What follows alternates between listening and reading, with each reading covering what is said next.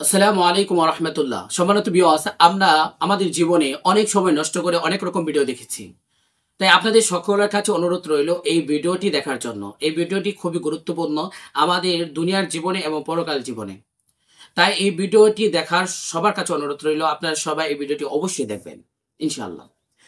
ভিডিওটি শুরু করার আগে একটি কথা শুরুতে আমি বলে নেই, সেটি হলো আল্লাহ রাব্বুল আলামিন কোরআনুল কারিমে 10টি সূরা রেখেছেন। এমন যে 10টি সূরা যদি আমরা পড়ি, আমরা পাঠ করি, দৈনিক আমরা পাঠ করি, তাহলে আল্লাহ তাআলার পক্ষ থেকে 10টি ক্ষতি থেকে আমরা পরিত্রাণ পাবো।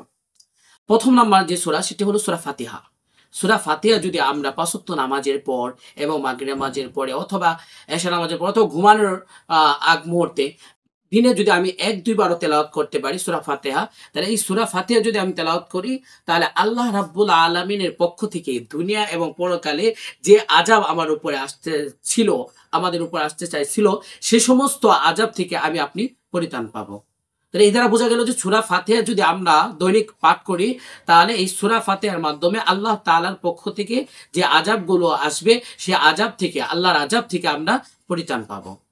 2 নাম্বার যে সূরা সেটি হলো সূরা ইয়াসিন।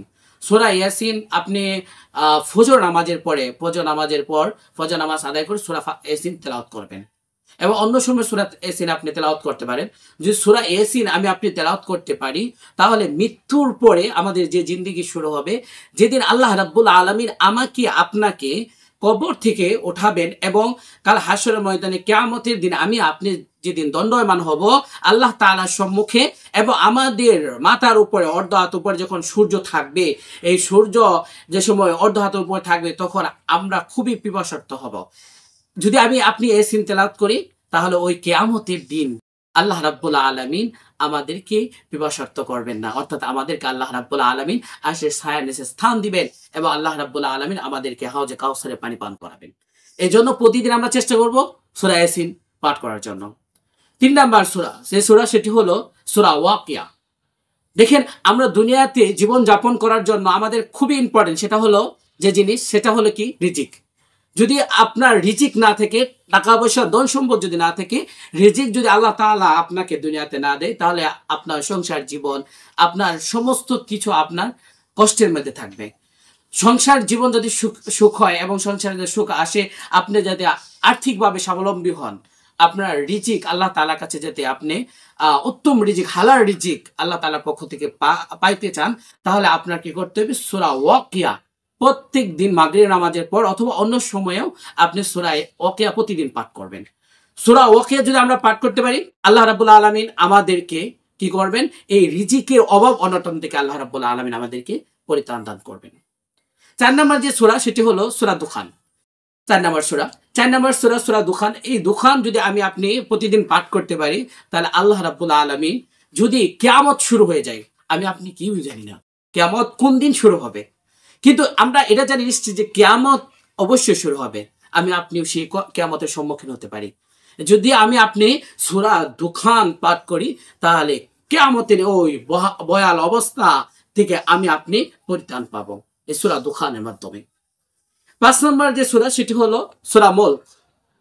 সূরা মুলক আমাদের জীবনে খুবই ইম্পর্টেন্ট। সূরা মুলক আপনি এশা নামাজের পরে তেলাওয়াত করবেন। এটা সুন্নাত, আল্লাহ রাসূল সাল্লাল্লাহু আলাইহি ওয়াসাল্লাম প্রতিদিন ঘুমানোর আগে সূরা মুলক পাঠ করতেন। সূরা মুলক যদি আপনি পাঠ করতে পারি, আমাদের কবরের জিন্দেগি সর্বপ্রথম কাল হাশরের ময়দানের যে জিন্দেগিটা, অর্থাৎ দুনিয়া থেকে বিদায় নেওয়ার পরে প্রথম যে জিন্দেগি, সেটা হচ্ছে বারজাখ, যেটা কবরের জগৎ। ওই জগতে আমরা সবাই জানি, ওই জগৎকে সমস্ত সাহাবায়ে কেরাম কিন্তু ভয় পাইতেন, সবাই ভয় পাইতেন। কেন? ওটা পরকালের প্রথম ঘাট। সেই ঘাটে যদি আপনি আটকে পড়ি, তাহলে কিন্তু আমাদের পরিস্থিতি খুব ভয়াবহ হবে। এবং কবরের আযাব থেকে আপনি পরিত্রাণ পাওয়ার জন্য সেজন্য আমাদের কি করতে হবে? প্রতিদিন এশা নামাজের পর ঘুমানোর আগে সূরা মুলক পাঠ করব। যদি আপনি সূরা মুলক পাঠ করতে পারি, তাহলে আল্লাহ রাব্বুল আলামিন এই সূরা মুলকের বদলতে আমাকে আপনাকে কবরের আযাব থেকে পরিত্রাণ দান করবেন। 6 নম্বর যে সূরা, সেই সূরাটা হলো সূরা কাউসার। সূরা কাউসার খুব ইম্পর্টেন্ট একটা সূরা। কারণ হলো, আমাদের দুনিয়াতে যখন আমরা ধন সম্পদের মালিক হই, টাকা পয়সার মালিক হই, এবং আমাদের আশেপাশে অনেক মানুষ আছে, এমন আছে যারা আমাদের সাথে শত্রুতা প্রকাশ করে, আমাদের অনেক শত্রু থাকে। এই সূরা যদি আপনি প্রতিদিন পাঠ করেন, সূরা কাউসার, তাহলে আপনি শত্রুতা, যে শত্রুগুলো আপনার ক্ষতি করতে চায়, সবারই কম বেশি সবারই কিন্তু শত্রু আছে। এই জন্য এই শত্রুর মোকাবেলায় আমরা সূরা কাউসার পাঠ করব। যদি আমি আপনি সূরা কাউসার পাঠ করতে পারি, তাহলে আল্লাহ রাব্বুল আলামিন দুনিয়ার সমস্ত শত্রু থেকে আমাদেরকে হেফাজতে রাখবেন। এই জন্য ইনশাআল্লাহ আমরা প্রতিদিন কি করব? সূরা কাউসার পাঠ করব। 7 নম্বর সূরা, সেটি হলো সূরা কাফিরুন। সূরা কাফিরুন যদি আমি আপনি পাঠ করতে পারি, মৃত্যুর সময় খুবই কঠিন সময়, কারণ হচ্ছে মৃত্যুর কষ্ট সবারই আস্বাদন করতে হবে। অনেক সময় দেখা যায় এমন অনেক মানুষ রয়েছে মৃত্যুর কষ্ট সহ্য না করতে পেরে অনেকে ঈমান হারা হয়ে যায়, অনেকে কাফের মুশরিক হয়ে যায়। এই জন্য মৃত্যুর সময় আপনার যাতে আপনি ঈমান হালাতে মৃত্যু বরণ করতে পারেন, সেই জন্য আপনার কি করতে হবে? প্রতিদিন সূরা কাফিরুন পাঠ করতে হবে। এই জন্য আমরা প্রতিদিন কি করবো? ইনশাআল্লাহ সূরা কাফিরুন পাঠ করব। যদি সূরা কাফিরুন আমরা পাঠ করতে পারি, তাহলে মৃত্যুর সময় কুফরি থেকে আমি আপনি পরিত্রাণ পাবো, আমরা ঈমানের সাথে দুনিয়া থেকে বিদায় নিতে পারবো। 8 নম্বর সূরা, সেটাও সূরা ইখলাস, ছোট্ট একটি সূরা, সূরা ইখলাস। সূরা ইখলাস আমরা প্রতিদিন পাঠ করব।